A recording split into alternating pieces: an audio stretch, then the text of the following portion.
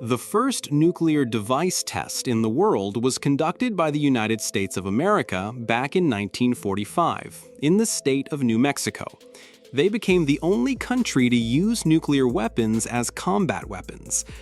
Many know that this happened in August 1945 during the bombing of the Japanese cities of Hiroshima and Nagasaki. American experts were convinced that the Soviet Union would only be able to create an atomic bomb in 8 to 10 years, but they were greatly mistaken.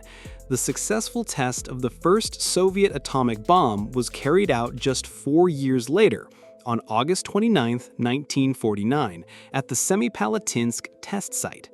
Thus, America lost its monopoly and was now under threat. The danger came not only from bombers but also from Soviet submarines armed with torpedoes and missiles with nuclear elements. In July 1946, after conducting an underwater nuclear test, the United States made a strategic decision to begin creating a powerful anti-submarine weapon. A blast wave that spreads through water is much more destructive than an explosion in the air. The aquatic environment conducts vibrations almost without loss, and the shock wave retains its destructive energy over long distances. During testing, it became clear that a 20-kiloton charge could destroy all submarines within a 1-kilometer radius.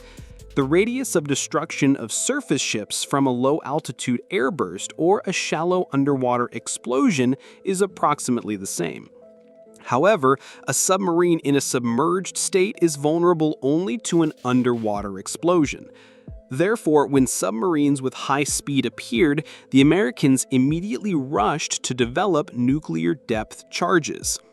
On May 14, 1955, Operation Wigwam was carried out. This series of nuclear tests included the detonation of a single nuclear bomb, Mark 90 Betty. The purpose of the operation was to determine the vulnerability of submarines to deep-sea explosions. It was necessary to understand whether this depth charge could be used in real combat. The bomb was secured with a cable to one barge at a depth of 610 meters. The barge was connected by a 6-inch steel cable to a tugboat. 3 submarines equipped with film cameras and telemetry participated in the operation. Around 6,800 people aboard 30 ships took part. The explosion's power was 30 kilotons. It is believed that the tests were successful. The radioactive release was minimal. Only 3 people received any exposure. According to eyewitness accounts, after the explosion, a huge plume of water, 500 meters high, shot up into the sky. The plume consisted of several successive bursts of water and steam, with a gas bubble rising beneath the ship like a sledgehammer blow. Although the sailors were 9 kilometers from the epicenter, they felt the effects.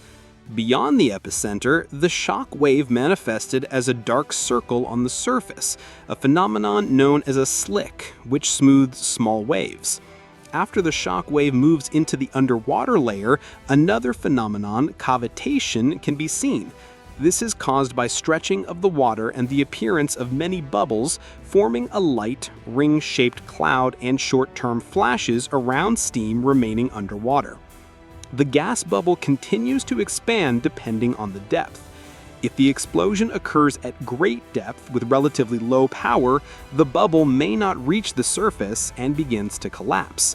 This compression is explained by the fact that the final stage of expansion is driven not by internal pressure but by inertia.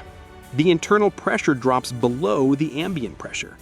Compression occurs faster from below due to higher pressure at greater depths. The final stage is marked by hydraulic shock, and whether the bubble reaches the surface depends on the explosion's strength and depth. If the explosion is weak, the ring-shaped vortex disintegrates, the bubbles slowly rise to the surface, losing energy along the way, and only a mound of foam appears.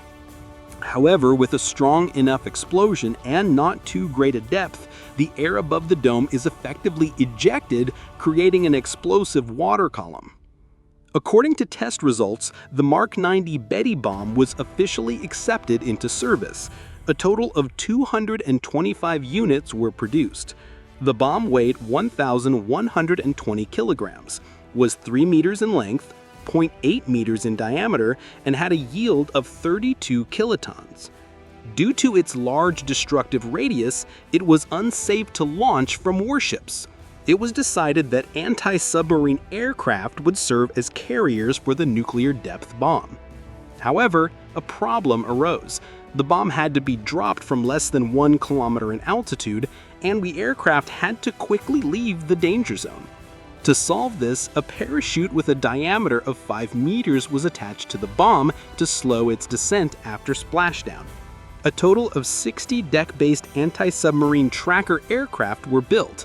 These aircraft were equipped with a search radar, hydroacoustic buoys, a magnometer, MAD, and a gas analyzer to detect diesel-electric submarines. Trackers could detect the submarine at a distance of about 25 kilometers. The Mark 90 bomb was also used as part of the armament of the Martin M5M flying boat. In its capabilities, the Marlin significantly surpassed the deck-based tracker aircraft. The flying boat could land on water, search for submarines, and independently strike. It didn't need a partner. Its battle radius scaled kilometers over 2,600 kilometers. During operation, some difficulties with the Mark 90 were discovered. Excessive weight and size made it difficult to place in a bomb compartment. Overly high explosive yield. Design unreliability.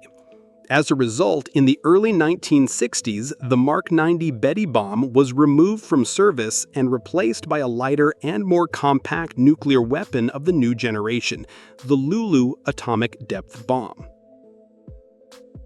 Please don't forget to subscribe or write a comment and put a bell so as not to miss new videos. Thanks for watching.